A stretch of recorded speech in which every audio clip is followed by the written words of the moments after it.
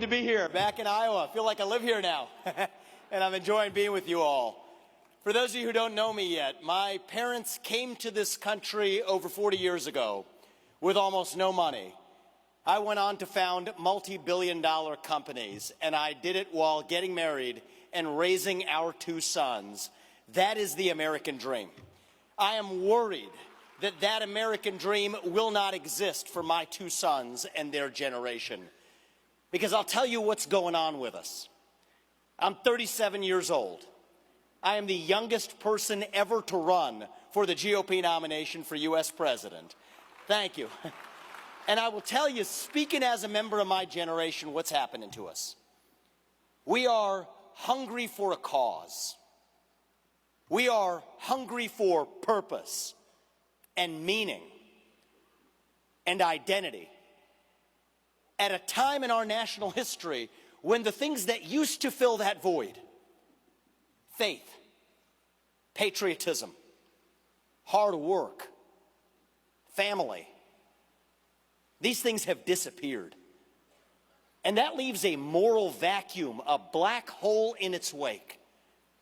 And when you have a black hole that runs that deep, that is when the poison fills the void. Wokeism, transgenderism, climatism, COVIDism, globalism, depression, anxiety, fentanyl, suicide. These are symptoms of a deeper void of purpose and meaning in our country.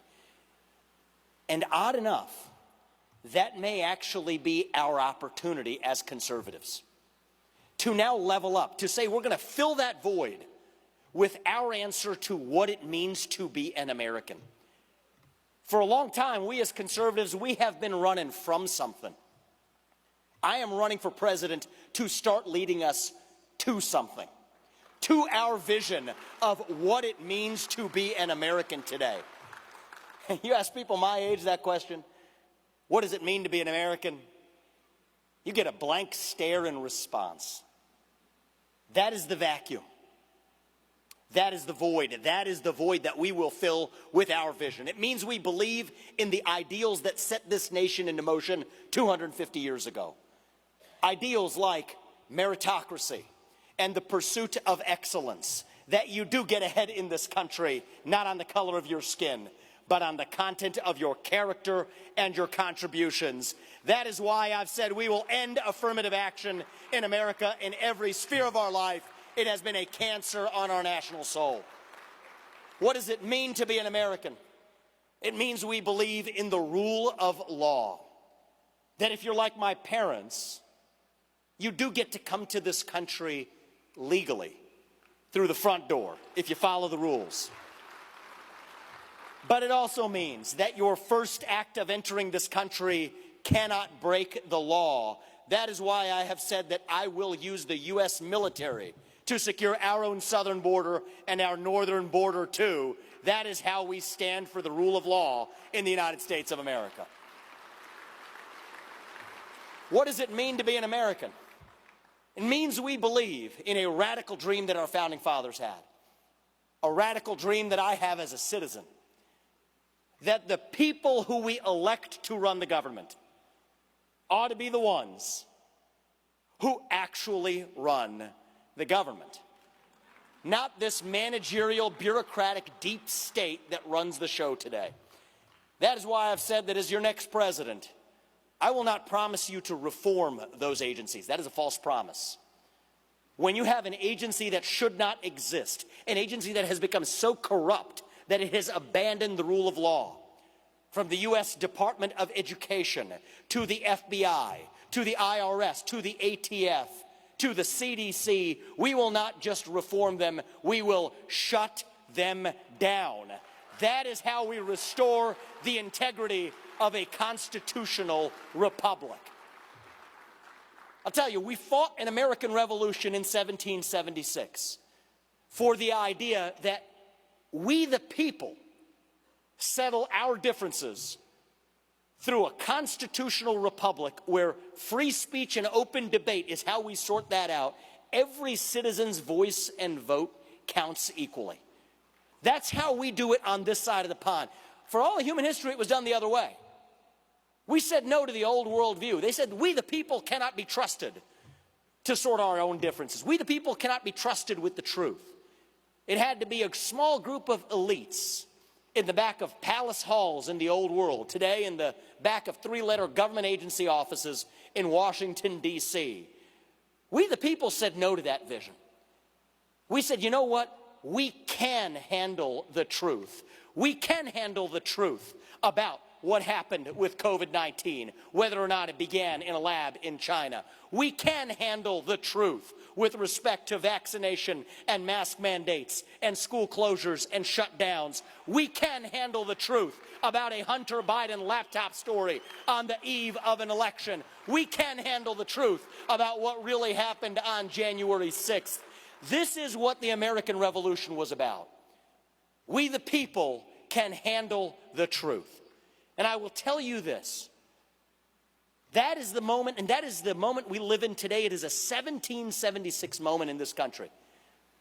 That is the real choice we face in this GOP primary.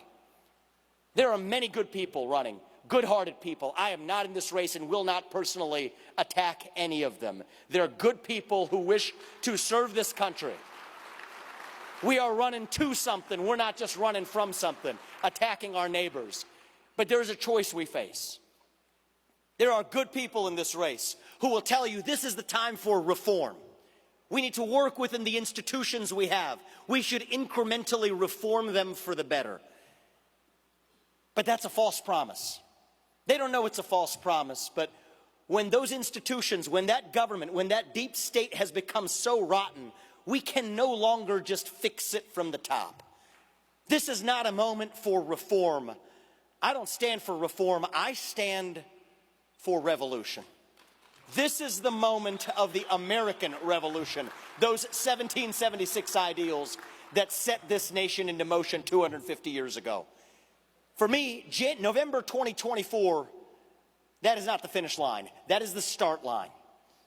The finish line is January of 2033.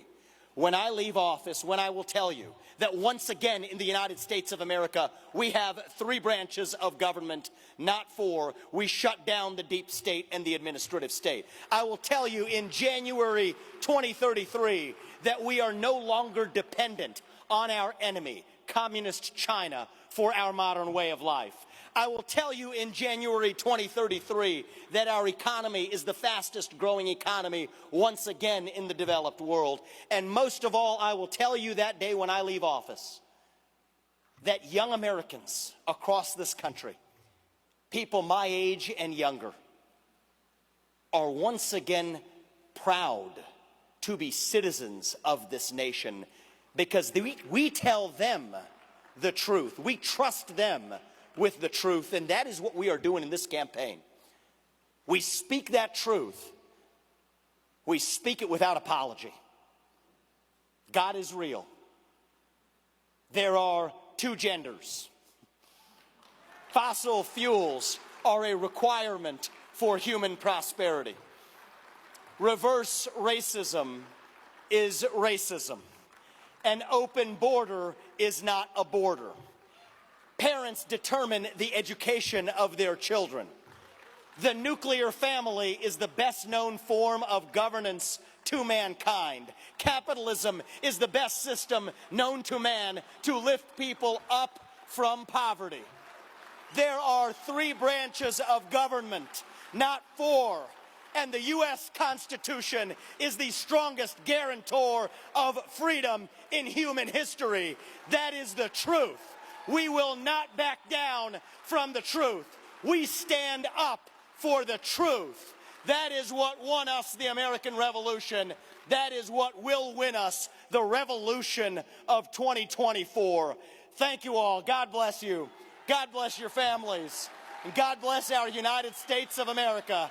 The revolution of 2024. Here we come. Thank you. Thank you. Thank you.